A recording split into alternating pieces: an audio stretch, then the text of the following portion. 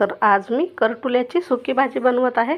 अतिशय हेल्दी पौष्टिक अशी ही भाजी आहे, रानभाजी आहे आणि हे करटुले पावसाळ्यात मिळतात, त्यामुळे नक्की करून खा। तर इथे पाव किलो करटुले घेतले आहे, 1 वाटी चना डाळ भिजत घातलेली आहे। आता कढईमध्ये आपण तेल टाकून घ्यायचं।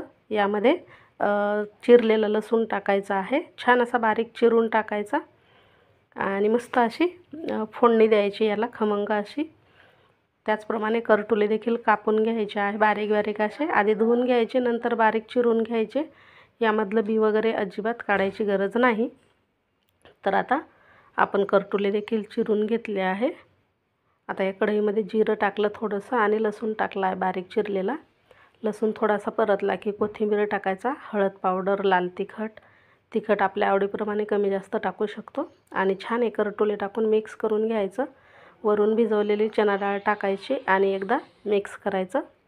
डाळ करटुले शिजतील इतपत पाणी टाकायचं आहे। वरून कोथिंबीर, चवीनुसार मीठ टाकून थोडंसं गरम मसाला आणि धने पावडर टाकायची आणि हे शिजवून घ्यायचं आहे। अगदी 2-3 मिनिटात भाजी तयार होते, खूप छान लागते। नक्की करून बघा, कशी झाली कमेंट करा। व्हिडिओ आवडल्यास लाईक शेअर करा। भेटू पुन्हा छानशा नवीन रेसिपीसह।